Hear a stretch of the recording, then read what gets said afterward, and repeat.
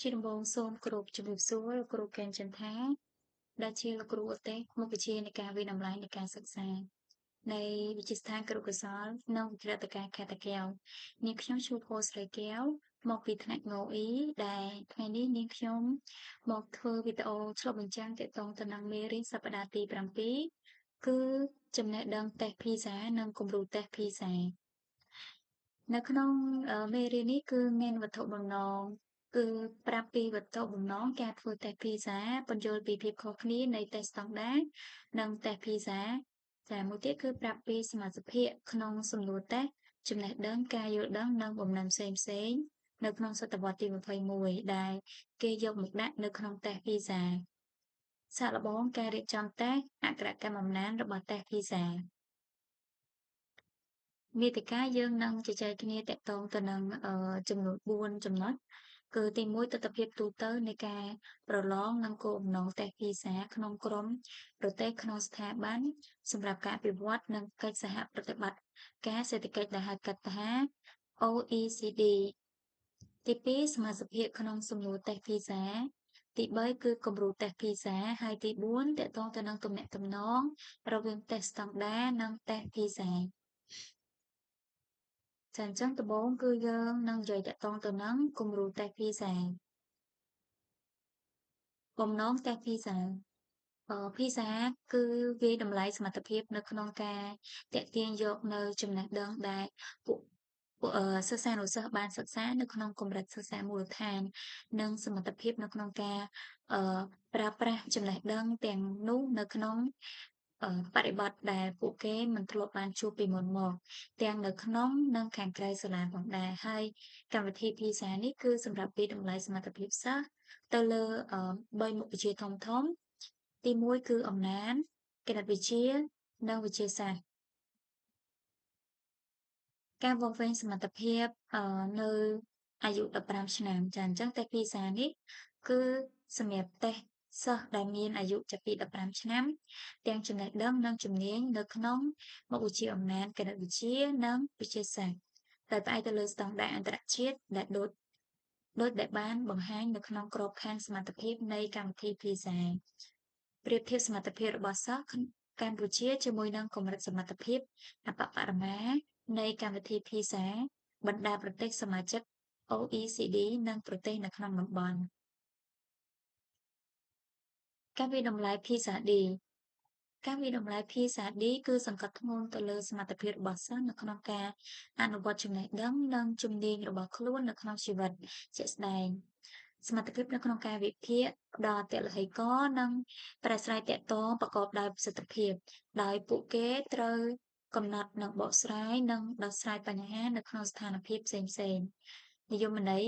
នៃពាក្យមានដូចតទៅចាអញ្ចឹងទាក់ទងទៅនឹងអក្ខរកម្មអំណានគឺវាជាសមត្ថភាពមួយដែលអាចឲ្យសិស្សយល់ហើយប្រើប្រាស់ពិចារណាទៅលើអត្ថបទសរសេរដើម្បីសម្រេចបាននូវគោលដៅអភិវឌ្ឍចំណេះដឹងនិងសក្តានុពលរបស់ខ្លួន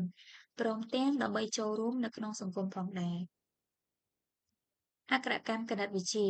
វាគឺជាសមត្ថភាពដែល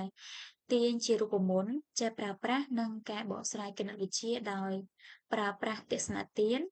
និងឧបករណ៍ដើម្បីពណ៌នាពន្យល់និងព្យាករណ៍ពីបាតុភូតចេះធ្វើការវិនិច្ឆ័យត្រឹមត្រូវនិងធ្វើការសម្រេចចិត្តជាពលរដ្ឋដែលមានការត្រិះរិះពិចារណាដែរហើយចំពោះមុខវិជ្ជាចុងក្រោយគឺអក្ខរកម្មវិទ្យាសាស្ត្រដែលអក្ខរកម្មវិទ្យាសាស្ត្រនេះវាគឺជាសមត្ថភាពឲ្យសិស្សយល់ដឹងពីបញ្ហាវិទ្យាសាស្ត្រនិងគំនិតវិទ្យាសាស្ត្រជាពលរដ្ឋដែលមានការត្រិះរិះពិចារណាដែលអាចយល់ដឹងពីវិទ្យាសាស្ត្រនិងបច្ចេកវិទ្យានិងសមត្ថភាពនៅក្នុងការពន្យល់ពីបាតុភូតវិទ្យាសាស្ត្រចាដូចជាបាតុភូតផ្គររន្ទះអីជាដើមហើយវាតម្លៃនិងរៀបចំគម្រោងស្រាវជ្រាវវិទ្យាសាស្ត្រនិងបកស្រាយទិន្នន័យនិងភស្តុតាងវិទ្យាសាស្ត្រអញ្ចឹងភាពខុសគ្នារវាងតេស្តស្តង់ដារនិងតេស្ត PISA លក្ខណៈខុសគ្នាគឺត្រង់ថាតេស្តស្តង់ដារហ្នឹងគឺជាប្រភេទតេស្តមួយដែលកូនសិស្សមួយក្រុមត្រូវប្រឡងដើម្បីប្រៀបធៀបជាមួយនឹងក្រុមដទៃដែលប្រឡងតេស្តដូចគ្នា តេស្តស្តង់ដារហ្នឹងមានន័យមួយផ្សេងទៀតដែលលើសពីការធ្វើតេស្តដូចគ្នាសម្រាប់ភាគីពាក់ព័ន្ធគ្រប់គ្នាតេស្តស្តង់ដារត្រូវបានរៀបចំឡើងយោងតាមស្តង់ដារកម្មវិធីសិក្សានៃសាលានិងស្តង់ដាររដ្ឋជាក់លាក់ណាមួយតេស្តស្តង់ដារគឺតែងតែត្រូវគេអនុវត្តជាញឹកញាប់ក្នុងទីតាំងដែលអាចដាក់អ្នកប្រឡងបានច្រើនដូចជាបន្ទប់ធំអញ្ចឹងទៅមានកុំព្យូទ័រច្រើនហើយសាលប្រជុំធំៗឬក៏មណ្ឌលប្រឡងតែស្តង់ដារវាអាចវាស់វែងបំណិន3ធំៗរួមមានបំណិនអំណានត្រីរីកសំទោសអំណានបែបព្រះរាជពិចារណាគណិតវិទ្យានិងការសរសេរភាសា for development គម្រោងតេស្តភាសាសម្រាប់ប្រទេសអភិវឌ្ឍមានគោលបំណងជំរុញទឹកចិត្តនិងសម្របសម្រួលការចូលរួមប្រឡងតេស្តភាសានៃប្រទេសដែលមានប្រាក់ខែទាបនិងប្រាក់ខែមធ្យមអញ្ចឹងប្រទេសដែលចូលរួមអឺនៅពេលទទួលបានលទ្ធផលសិក្សាហើយអាចយកទៅអឺលទ្ធផលទៅរួមចំណែកជាមួយនឹងគោលដៅទី4នៃគោលដៅអភិវឌ្ឍដែលប្រកបដោយចីរភាពនិងសមភាពនៃការសិក្សារបស់កុមារក្មេងជំទង់និងមនុស្សធំផងដែរភាសា Best Test for School ដែលតេស្តភាសាសម្រាប់សាលារៀនផ្ដល់ការប៉ាន់ស្មានកម្រិតសាលារៀនអំពីការអនុវត្តរបស់សិស្សនិងព័ត៌មានអំពីបរិយាកាសសិក្សានិងអត្តចរិតឬក៏ឥរិយាបថរបស់សិស្សដែលទទួលបានពីកម្រងសំណួរដែល80%ហ្នឹងវាគឺជាអឺសំណួរបែបពហុជ្រើសរើសហើយ20%ទៀតគឺជាសំណួរបែបសរសេរអញ្ចឹងយើងចូលចំណុចមួយទៀតទាក់ទងទៅនឹងសមាសភាពនៃតេស្តអក្ខរកម្មអំណានការវិតម្លៃអក្ខរកម្មអំណានភាសាផ្ដោតទៅលើចរិតលក្ខណៈកិច្ចការចម្បងចំនួន3យ៉ាងដើម្បីធានាការគ្របដណ្ដប់ទៅលើផ្នែកដូចខាងក្រោមទី1គឺទាក់ទងទៅនឹងលំនាំដែលសំដៅទៅលើវិធីសាស្ត្រតាមបែបពុទ្ធិដែលកំណត់អំពីរបៀបដែល